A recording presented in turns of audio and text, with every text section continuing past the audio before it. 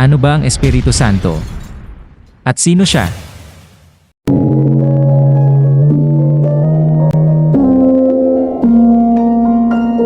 Kung gusto mong malaman, halika, pag-usapan natin.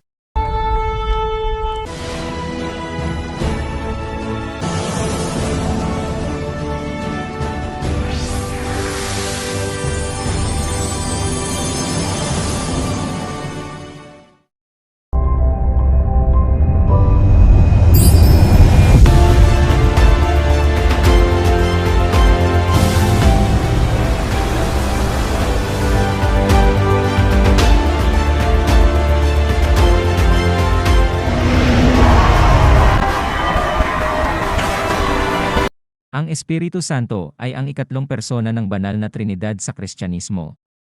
Siya ay Diyos na may sariling pagkakakilanlan at gawain.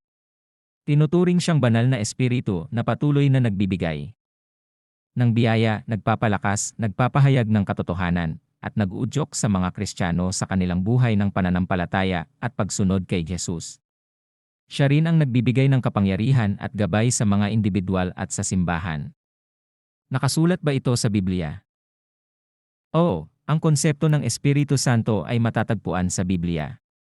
Sa Bagong Tipan, makikita ang mga pahayag tungkol sa Espiritu Santo sa mga aklat tulad ng mga gawa ng mga apostol, mga sulat ni San Pablo, at mga sulat ni San Juan.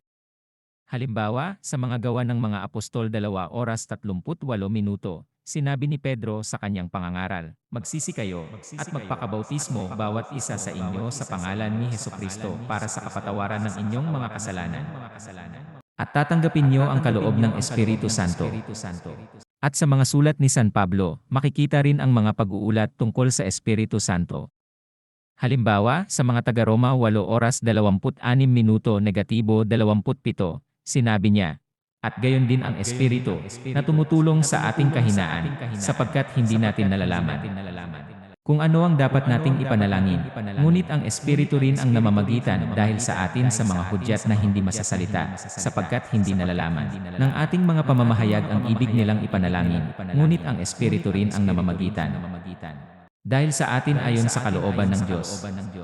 Ipinapakita niya dito ang papel ng Espiritu Santo sa panalangin at sa pagpapahayag ng kalooban ng Diyos sa ating mga buhay.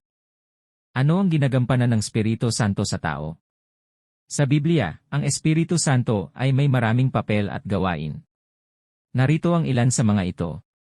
1. Pagtawag at pagpili, nagbibigay ng pagpapahayag at nagtutulak sa mga propeta, lider, at mga apostol upang maglingkod sa Diyos at magtanghal ng kanyang mga plano. Talata ng mga Apostol 13:2. 2. Gabay, nagbibigay ng gabay at patnubay sa mga mananampalataya, patungo sa katotohanan at kabanalan, Juan 16 oras 13 minuto.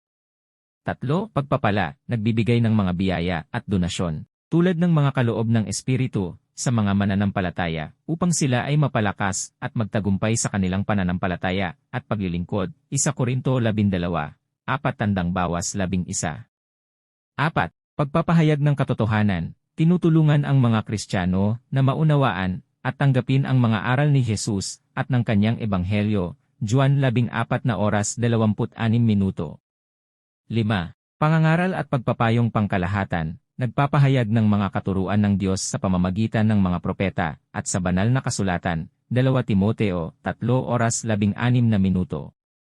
Ang mga ito ay ilan lamang sa maraming papel at gawain ng Espiritu Santo sa Biblia na naglalayong patibayin, patnubayan, at palakasin ang mga mananampalataya sa kanilang paglalakbay ng pananampalataya. Isang halimbawa ng pagpapakita ng Espiritu Santo sa pamamagitan ng pangitain at pagpapahayag ay ang karanasan ni Propeta Daniel sa Lumang Tipan.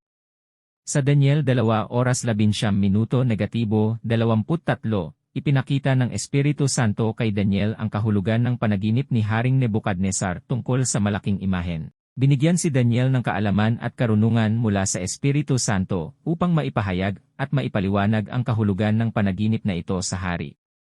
Sa pamamagitan ng kanyang pakikipag-ugnayan sa Espiritu Santo, nagtagumpay si Daniel na maiparating ang mensahe ng Diyos kay Haring Nebukadnesar, nagbibigay sa kanya ng kapayapaan at kagalakan dahil sa kanyang kaharian. Ang pangyayaring ito ay nagpapakita ng pagkilos ng Espiritu Santo sa pamamagitan ng pagbibigay ng kaalaman at pagpapahayag sa propeta upang mapanatili ang kanyang kabanalan at ipahayag ang kalooban ng Diyos sa mga tao. Ano ang pisikal na anyo o mukha ng Espiritu Santo? Sa maraming tradisyonal na depiksyon at interpretasyon sa Kristyanismo, hindi nagpapakita ang Espiritu Santo bilang may pisikal na anyo o mukha tulad ng tao. Sa halip, ito ay maaaring ilarawan sa mga simbolikong anyo tulad ng isang kalapati, apoy o hangin.